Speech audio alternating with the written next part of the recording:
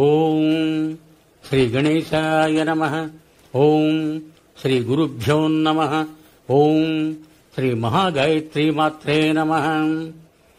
శ్రీ మహాగాయత్రీ మాత YouTube ఛానల్కు శ్రోతలందరికీ సాదర స్వాగతం. ఆహ్వానించువారు కాశీవజ్ర సుబ్రహ్మణ్య శర్మ, నిడదవోలు. సీతాదేవికి అనసూయాదేవి ఉపదేశములు.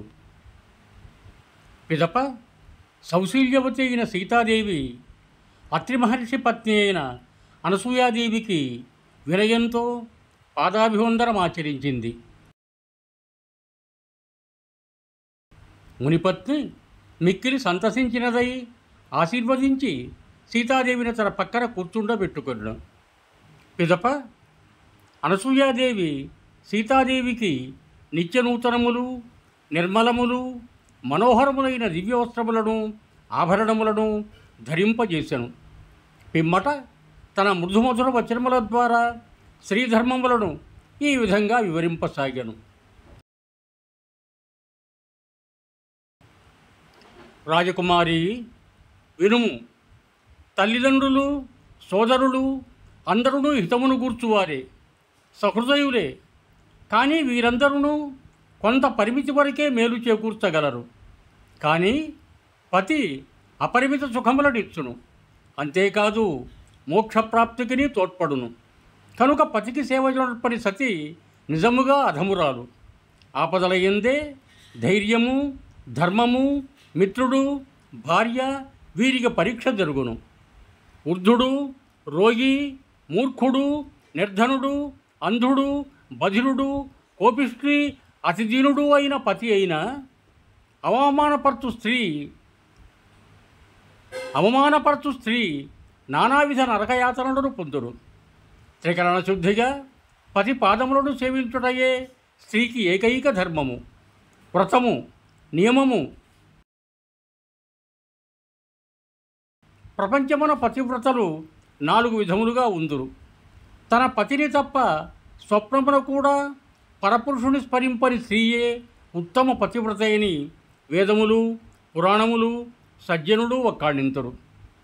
పరపురుషుని తన సొంత సోదరుని వలెను, తండ్రి వలెను, కుమారుని వలెను భావించు స్త్రీ మధ్యమ శ్రేణికి చెందు పతివ్రత. తన ధర్మమును విచారించి తన వంశమర్యాదలను పాటించి మనోనిగ్రహము కలిగి ఉండు స్త్రీ అధమశ్రేణికి చెందినదిగా వేదములు పేర్కొనుచున్నవి. గత్యంతరము లేని కారణమున భయముచే భర్తను ప్రేమించు స్త్రీ అనేక కల్పముల వరకును రౌరవాది నరకయాతనలకు ఉరియగును. పతిని మోసగించుచు పరపురుషుడి దుఃఖములను కూడా సరుకు చేయక క్షణిక సుఖమునకై కక్కుర్తిపడు స్త్రీ కులట అనబడును. మోసము, కపటము లేకుండా పతివ్రత ధర్మములను పాటించు స్త్రీ అనాయాసముగానే పరమపదమును పొందును. ప్రతికూలముగా సంచరించేది స్త్రీ మరుజన్మలో చిన్న వయస్సులోనే వైధవ్యమును పొందును. లేనిచో స్త్రీ ప్రకృతిని అనుసరించి ఆమె పవిత్రతను కోల్పోవు ప్రమాదము కలదు. పతిసేవలతో స్త్రీ పతిసేవాపరాయణయై ఆయన సంరక్షణలో ఉన్నచో ఆమె పవిత్రతకు ఏమాత్రమూ భంగము వాటిల్లదు. తన పాతివ్రత్య ప్రభావముననే తులసి ఈనాటికిని శ్రీహరికి అత్యంత ప్రీతిపాత్రమైనది.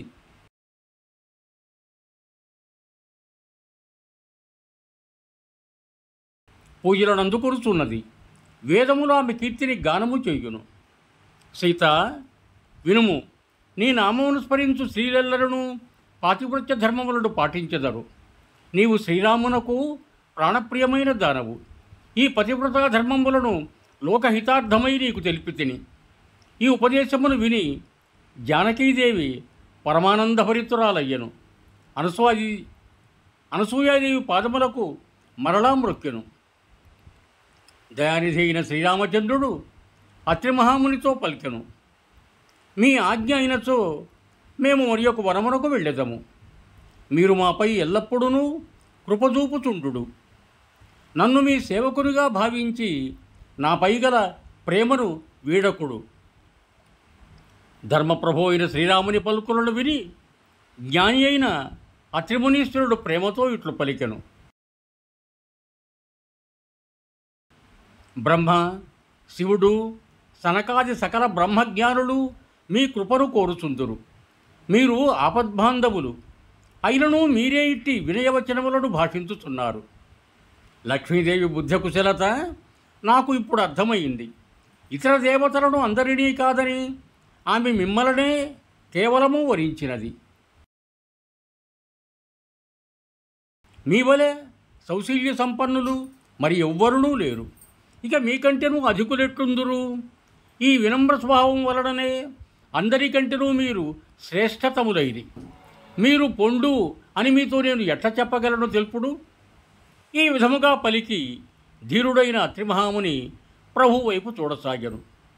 ఆయన నేత్రముల నుండి ప్రేమాశ్రములు ప్రవహించుతుండెను. శరీరము రోమాంచితమయ్యను. అత్రిమహాముని తనువు పులకరించెను. ప్రేమలకు చూపులతో అతడు శ్రీరాముని దర్శించుతూనే ఉండెను. మనస్సునకును, జ్ఞానమునకును, గుణములకును, ఇంద్రియములకును గోచరముగాని ప్రభు దర్శనము నాకు లభించుటకై నేను నడిచిన జపతపములెవ్వి అని అతడు లోలోన ఆలోచించుచుండెను. మానవులు జపయోగ ధర్మములను ఆచరించుతూ అనుభవమైన శ్రీరామభక్తిని పొందుదురు.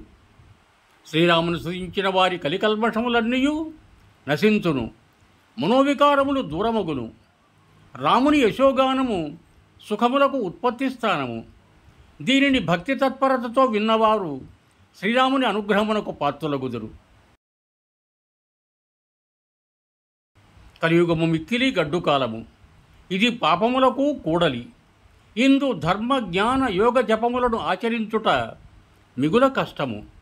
కావున ఇతర ఆశలన్నింటినీ వదిలి అనన్య భక్తితో కేవలము శ్రీరాముని భజించువారు కృతార్థులు, ధన్యాత్ములు. దేవతలకును, మునులకును, మానవులకును ప్రభు అయిన శ్రీరామచంద్రుడు అత్రిమహామునికి నమస్కరించి వనములకు బయలుదేరును. ముందు శ్రీరాముడు, వెనుక లక్ష్మణుడు మునివేషములతో కూడా మిక్కిలి శోభించుచుండెది. సోదరుడిద్దరి నడుమ సీతాదేవి పరబ్రహ్మ జీవుల మధ్య మాయవలె శోభిల్లుచుండెను. నదులు, వనములు, పర్వతములు, దుర్గమములైన లోయలు అన్నియును స్వామిని గుర్తించి ఆయనకు మార్గమును సుగమమునర్చెను. శ్రీరామచంద్రుడు వెళ్ళునప్పుడు మేఘములు కూడా నీడను ఇచ్చుచుండెను. ఇవం భూయాత్ సర్వే జనా సుఖినో భవంతు. ధన్యవాదములు. మీకు నా ఈ వీడియో నచ్చినట్టయితే దయచేసి ఒక లైక్ కొట్టి మీ బంధుమిత్రులకు కూడా నా ఈ వీడియోను షేర్ చేయగలరు. అదేవిధంగా నా ఛానల్ను కూడా సబ్స్క్రైబ్ చేయ ప్రార్థన. మరొక్క మారు ధన్యవాదములతో భవదీయుడు కాశీవజ్ర సుబ్రహ్మణ్య శర్మ, నిడదవోలు,